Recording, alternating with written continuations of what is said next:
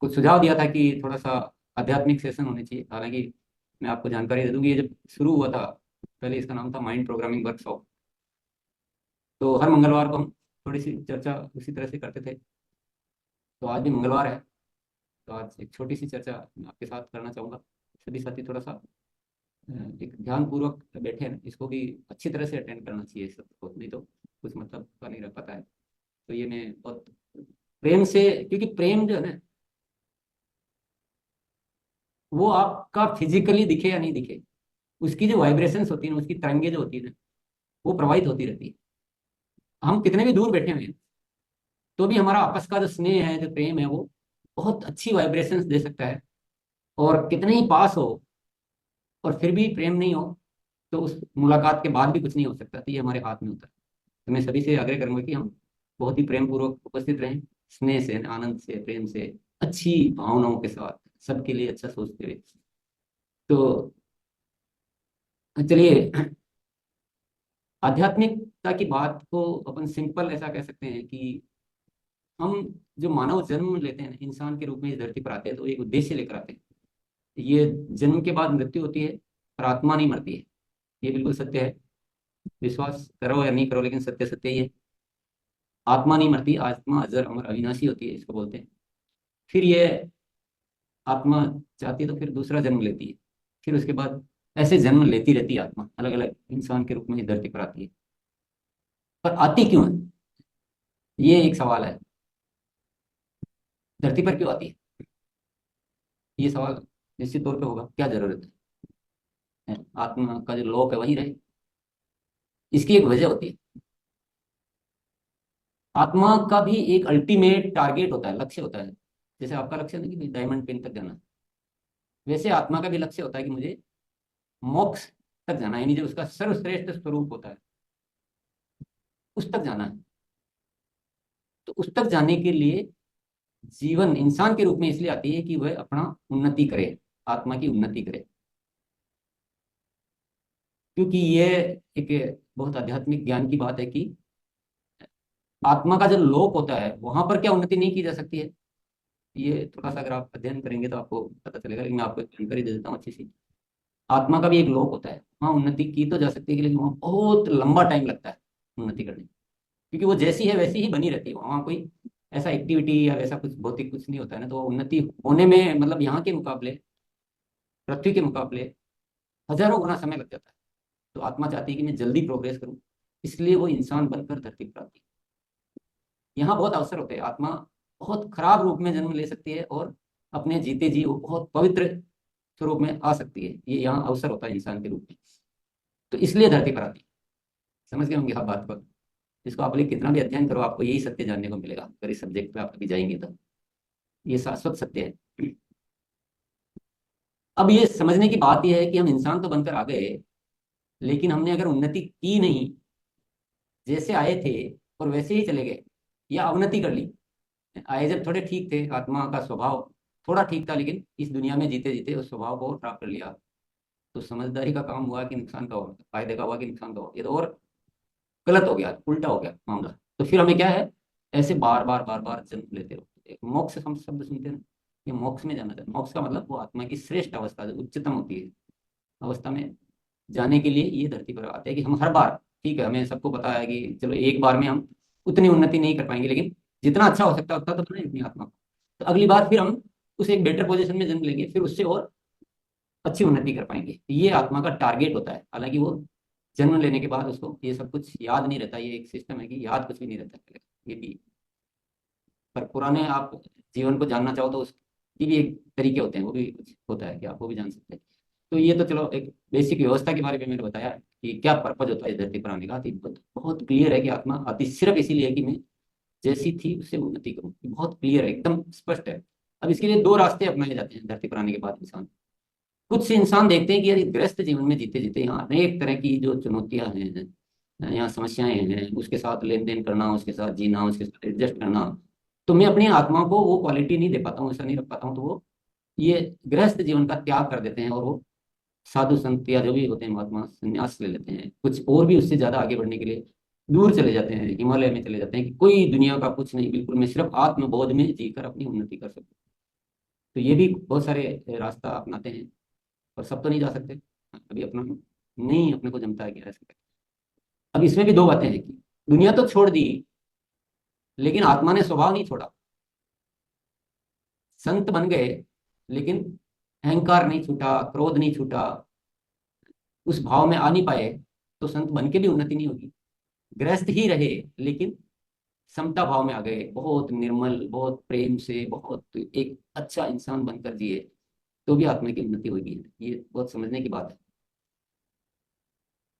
दोनों जगह पॉसिबल है। गृहस्थ रख के थोड़ा सा पुरुषार्थ ज्यादा करना पड़ सकता है।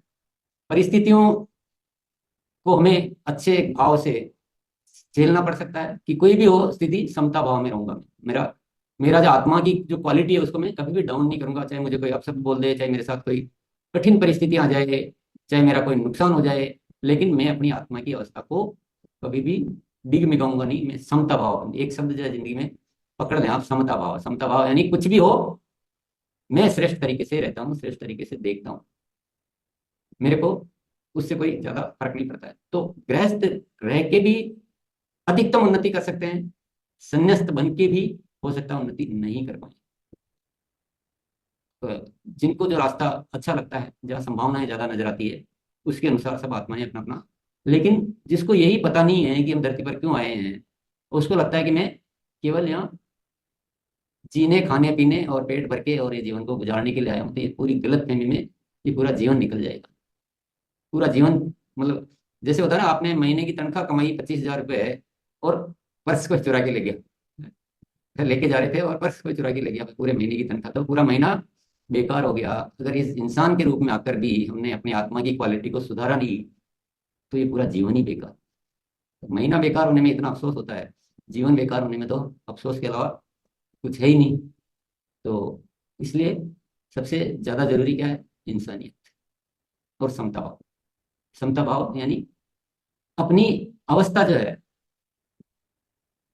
मन की अवस्था, उसको हमेशा श्रेष्ठ अवस्था में बनाए रखना।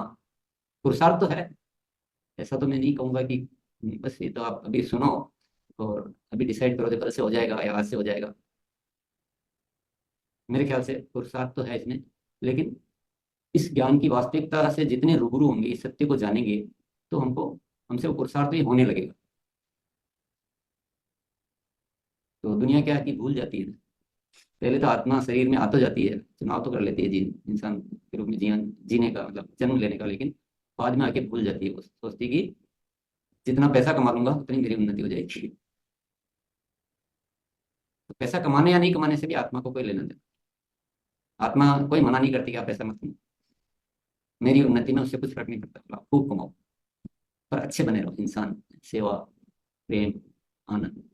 वो मना नहीं कर रही आप पैसा कमाओ के लिए, वो कहती नहीं भी कमाओ तो मुझे कोई फर्क नहीं पड़ता है, कमाओ तो मुझे कोई फर्क नहीं पड़ता है, लेकिन और आप साधु बनो मुझे कोई फर्क नहीं पड़ता है, गृहस्थी रहो मुझे कोई फर्क नहीं पड़ता है। मेरे को सिर्फ फर्क पड़ता है कि आपकी मन की अवस्था विचलित कितनी होती है, यानी आप श्रेष्ठ अवस्था में प्रतिदिन अपने आप को श्रेष्ठता की ओर ले जाते हो कि नहीं ले जाते हो, मेरे को सिर्फ उससे फर्क। तो आरसीएम आपकी मदद कर सकता है, गुरुकुल आपकी मदद कर सकता है, लोग आपकी मदद कर सकते हैं, लेकिन ये सब मदद बेकार है जब तक हम खुद अपनी मदद करने के लिए तैयार नहीं। तो आज कुछ संकल्प क्या लेंगे? समता भाव में रहने की कोशिश शुरू करेंगे, और उसी के लिए हम आदतों को बदलने का अभ्यास करते हैं। इसमें 6 शत्रुओं से बचकर, काम, क्रोध, लोभ, मोह, मद, ईर्ष्या, यही सारी परेशानी का कारण है। साधु बन के भी 6 शत्रु बने रहे, तो साधु बन के भी आत्मा का कल्याण नहीं होगा। गृहस्थ बन के भी इन 6 शत्रुओं से मुक्त रहे, तो आत्मा का कल्याण होगा। और हमें कम जीवन, कम बार बार इस धरती पर आना पड़ेगा, और हम बहुत जल्दी से जल्दी अच्छे स्थान पर पहुंच पाएंगे। दैट इज, ये बेसिक ज्ञान है ये, इसकी आत्मा। और ये जानना थोड़ा जरूरी है, हालांकि चलिए, बहुत ज्यादा चर्चा करने से इसमें कुछ लाभ नहीं होता, मैं आपको बता दूं। चर्चा का विषय नहीं ये है, पुरुषार्थ का विषय। ज्ञान ज्यादा उपयोगी नहीं है, इसमें है अभ्यास उपयोगी है। तो उस अवस्था में रहने का प्रैक्टिस ज्यादा है। तो आप ही बात कीजिए, मेरी बात तो बहुत है इतनी सी। आइए मोनालिसा। जी सर, बुलाते हैं। आइए संजीव सर। जी, बहुत बहुत आज एक प्रकार से दिव्य दर्शन हुए गुरुदेव के माध्यम से, और इस पूरे क्षमता भाव से हम रहेंगे। जो 6 शत्रु सर ने बताए इसको बिल्कुल त्यागेंगे मन। बहुत बहुत धन्यवाद गुरुदेव का। बहुत आज कुछ अलग से हमें सीखने को मिला। इसके ऊपर पूरा फोकस, पूरा काम करेंगे जी। आइए कृष्णा सर, इमरल कृष्णा सिंह सर। शायद नेटवर्क इशू है आपके वहाँ। आइए विजय कुमार सर। सर से एक आग्रह है। दोनों एक साथ अनम्यूट किए। पहले आ जाइए विजय सर, आप आ जाइए, इसके बाद कृष्णा सर आपको सुनते हैं। विजय सर फिर से एक बार अनम्यूट करिए विजय सर। हाँ हेलो, हमारा एक सर से आग्रह है कि आत्मा और मन में जो है भारी जो कौन पड़ता है, जैसे मान के हम मीट मछली छोड़ दिए, फिर हमको दबाव कौन देता है कि फिर खाए, अच्छा चीज है, ऐसा कैसे होता है? मन में बार बार प्रेशर जो पड़ता है, गलत चीज को हम छोड़ना चाह रहे हैं, फिर भी कहाँ से प्रेशर आता है? आत्मा और मन में क्या अंतर है, यही सर समझना चाह आत्मा और मन और बुद्धि, ये सब जो है ना, ये जैसे गाड़ी में गियर नहीं होते। आप फर्स्ट गियर पे चलाते हो, कभी सेकंड पे आ जाते हो, तो गाड़ी तो वही है, गियर भी वही है, लेकिन तो आप कभी आत्मबोध में होते हो, कभी मन के बोध में होते हो, कभी बुद्धि के बोध में होते हो। तो आत्मबोध में जीना चाहिए। मन में रहेंगे तो विचलित होंगे, विकृत होंगे। आत्मबोध में जिएंगे तो उन्नति होगी। हम सब आत्मा है। आत्मबोध क्या होता है? अब आप आत्मा टॉप गियर में आ गए, जैसे तो आप अपने आप को टॉप गियर में ले जाते हो कि मैं आत्मा हूँ, ये सब समस्त संसार की आत्माएं, हम सब एक ही है, हम में कोई अंतर है नहीं। और जो परम आत्मा है हम सब उसके अंश है। ये आत्मबोध होता है। ये आते ही आपके सारे नफरत, ईर्ष्या सब अपने आप दूर हो जाएंगे। तो मन बोध में नहीं जीना है, आत्मबोध में जीना है। मन तो फिर आपसे कुछ भी गलत सलत कुछ भी करवा सकता है। चलिए। जी। आइए कृष्णा सर। जी नमस्कार। और ये आज का सेशन तो हम भी बहुत दिन से चाह रहे थे कि आत्मबोध के बारे में कभी कभी जानकारी सबसे मिलती है तो बहुत अच्छा लगता है। और आज संभाव में जो गुरु जी ने बतलाया है, वो संभाव बनाए रखने में सही में आत्मबोध के ऊपर हम काम कर रहे हैं। पूरा तो नहीं कर पाते हैं, 6 शत्रुओं पर विजय प्राप्त नहीं कर पाए हमने, लेकिन आज हमको अच्छा लगा और हम बराबर इस पर कोशिश कर रहे हैं कि हम बराबर संभाव में बनने का प्रयास करें। और सर ने जो कहा आत्मबोध में रहना, ये भाग दौड़ की जिंदगी करते हुए हम संभाव में रहें, ये एक बहुत बड़ी विजय प्राप्त करने की इच्छा शक्ति जागृत होती है सर। बहुत अच्छा लगा सर, हम बराबर इस पर प्रयास करें। धन्यवाद सर। आइए ऋषिलाल सर। जी मैम, मैं समता भाव से रहेंगे और 6 शत्रु से दूर रहेंगे, अपने आप को एक अच्छा इंसान बनाएंगे और आत्मबोध में जिएंगे। जी मैम। जी। आइए दिलीप सर। गुरुदेव, मैं अपने आप को बहुत ही बड़ा सौभाग्यशाली समझता हूँ कि जो आरसीएम रूपी ये अभियान हमारे जीवन में आया, और आप जैसे भगवान ही हमारी जिंदगी में आके हमारे जीवन में बहुत बड़ा परिवर्तन हुआ। मैं बहुत लड़खड़ाया हुआ था, लेकिन जब से स्टेशन में आया गुरुदेव, आपके कहने अनुसार चलता रहा, और आज हमारे जीवन में बहुत ही बड़ा सुधार हुआ है। जय गुरु। धन्यवाद सर। आइए राजेश सर। जी सर।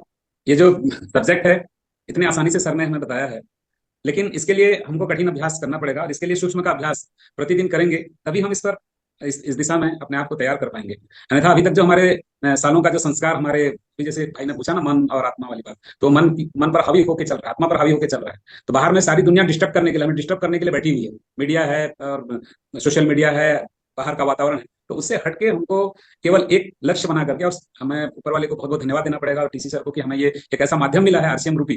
वास्तव में इसका अल्टीमेट गोल यही है, वही परम लक्ष्य परमात्मा की प्राप्ति, और आरसीएम से वही भावना के साथ हम सभी को करना है, और वो मोक्ष मिल ही जाएगा, इस बात की भी गारंटी है। Thank you sir. आइए रशपाल सर। मैं संकल्प लेता हूं कि मैं हर स्थिति में क्षमता भाव में रहूंगा, ये शत्रुओं से बचकर रहूंगा, और आज प्रोग्राम समाप्त होने के तुरंत बाद सबसे पहले खुद का ऑनलाइन ऑर्डर करूंगा, और फिर टीम के साथियों से ज्यादा ऑर्डर आज ही करवाऊंगा। बहुत शानदार यशपाल सर, एकदम टू द पॉइंट, बहुत बढ़िया। आइए यशपाल सर। सर मैं तो आज संकल्प लेता हूँ कि क्षमता भाव में ही रहूंगा, क्षमता भाव में रहूंगा, संकल्प लेता हूँ सर बड़े प्रभाव के साथ में। इस बुक ने मुझे बदल दिया, इस बुक ने मुझे भाव लाया कि ऐसा एक सत्र होना चाहिए। हालांकि सर करीब करीब अपने सत्र में जिक्र करते हैं, लेकिन मैं अक्सर अपने स्टेटस पर डेली का जो सेशन होता है मैं सर के बारे में लगाता हूँ। तो मुझे लगा कि जहां भी जो भी लोग मेरे देखते हैं, मेरा जो स्टेटस देखते हैं, वहां तक मेरी बात पहुंचे कि मेरे सर आध्यात्मिक तभी पूरा जोर दे रहे हैं। लिखता हूँ सर, संकल्प लेता हूँ सर आज से पूरा सर। बहुत धन्यवाद सर। धन्यवाद सर। आइए इफ्तिकार सर। सर को बहुत बहुत कटी कटी नमन, क्योंकि आज एक बहुत गहरी चीज पे सर अब तक डाले हैं, और मैं संकल्प लेता हूँ जो अपने जीवन से 6 शत्रु को भगाऊंगा और समता भाव से जीऊंगा। Thank you. राजू सर। प्रेम से अच्छी वाइब्रेशन होती है, अच्छी भावना होती है, मन को श्रेष्ठ भाव में रखना है, अच्छे इंसान बनना है, सेवा भाव से रहना है। आइए अजीत सर। जी मैम, गुरुदेव को नमः। ये जो 6 शत्रु है, काम, लोभ, मोह, काम, क्रोध, मद और ईर्ष्या, तो ये 6 शत्रु को त्याग कर और समता भाव से अपना आगे काम बढ़ाएंगे। और ये गुरुकुल में आने का जो स्वभाव बदल रहा है, तो गुरुदेव को कोटि कोटि नमन। ये ऐसे आते रहेंगे तो सारे भारत को लाभ मिलेगा। Thank you ma'am. Ranjit sir. Yes sir, देखिए ये जो सर ने आज सेशन बताया, ये शुरुआत से ही चलता रहा लगातार, और मेरी एंट्री जो गुरुकुल में हुई थी इसी सेशन से हुई थी। जीवन के 6 शत्रु, लोग परेशान रहते हैं। जी नेटवर्क इशू है सर, सुनाई नहीं बाहर दे के रहा। लोगों से मुझे पता चला कि हमारे भीतर में ही ये सब सारा फायदा मिलेगा। मैं तो ये नहीं कहूंगा कि 6 शत्रु से दूर हो चुका हूँ। जी जी धन्यवाद सर। आइए Janardan sir. Ranjit sir, network issue है सर आपके वहाँ पे। जी सर मैं 6 शत्रु से दूर रहेंगे, जितना प्रयास करेंगे और खुश हमेशा हैप्पीनेस में रहने का प्रयास करेंगे और सबकॉन्शियस माइंड में डूबने का प्रयास करेंगे। कॉन्शियस माइंड और सबकॉन्शियस माइंड में ज्यादा रहेंगे। जी अर्जुन सर। जी गुरुदेव, बहुत बड़ी सब्जेक्ट आज मुझे मिल गई। वाकई में मैं अपने आप को संकल्प करता हूँ कि क्षमता भाव में रहने का हमेशा प्रयास करूंगा। Thank you Gurudev. Virendra sir. Ji sir को प्रणाम।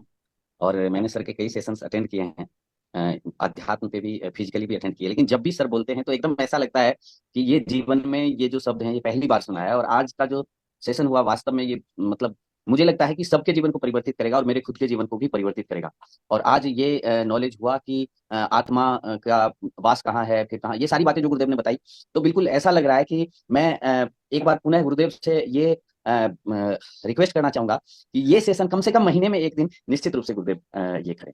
जी जी रमेश सर। जी दीदी, आत्मबोध के विषय पर आज गुरुदेव ने बहुत ही शानदार तरीके से आत्मा के बारे में की। आत्मा अमर है, अजर है, अविनाशी है। और जिस तरह से राजेश भैया ने बताया कि मन को सूक्ष्म भाव से जो है, हम जैसे मन चंचल है लेकिन सूक्ष्म भाव से हम मन पर थोड़ा सा कंट्रोल कर सकते हैं। और जैसे 6 शत्रु है, पूर्व में भी सर ने इस पर बहुत अच्छी जानकारी हमें प्रदान की है। हम प्रयास कर रहे हैं कि इन 6 शत्रु से हमेशा बचते रहे। और आज का जो विषय मैम चिराग सर ने ऑनलाइन ऑर्डर के बारे में जो जानकारी दी है, पूर्व में हमने 4 बार ऑनलाइन ऑर्डर करके जो है ऑनलाइन प्रोडक्ट हासिल की है। भविष्य के लिए भी अपने साथियों के साथ ऐसे काम करते रहेंगे। धन्यवाद दीदी।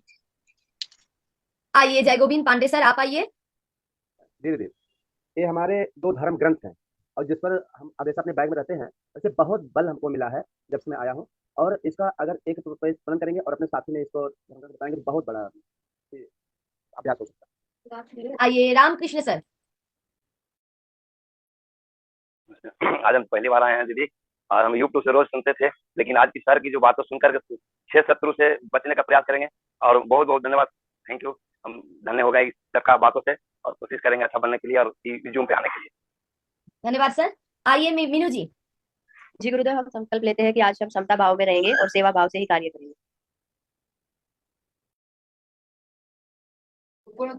आइए शीता मैम। जी मैम, धन्यवाद मैम। मैं संकल्प लेती हूँ कि अपने ये जो 6 शत्रु हैं, काम, क्रोध, मोह, मद, लोभ है, ईर्ष्या है, इन 6 शत्रुओं को अपने अंदर से दूर करूंगी और समता भाव में रहकर खुद आगे बढ़ूंगी और अपनी टीम को भी आगे बढ़ाऊंगी। धन्यवाद मैम। रामजी विश्वकर्मा सर। जी दीदी, आज गुरुदेव आत्मबोध के बारे में बताए, और आज मेरे को ज्ञान मिला कि आत्मा जो है से अमर है, अविनाशी है, और धरती पर जो आती है वह उन्नति करने के लिए आती है। गुरुदेव के 2 किताब मैंने डेली पढ़ा, ये 2 धर्म ग्रंथ है। गुरुदेव का जीवन एक खोज और प्रेरणा जैसी जो किताब लिखे हैं, और इसको मैंने मनन किया, पढ़ता हूँ। और आज मेरे को ये लगा कि काम, क्रोध, मद, लोभ, ईर्ष्या को अभ्यास पूरे जीवन में करना चाहिए, सूक्ष्म रूप में आकर। जी दीदी।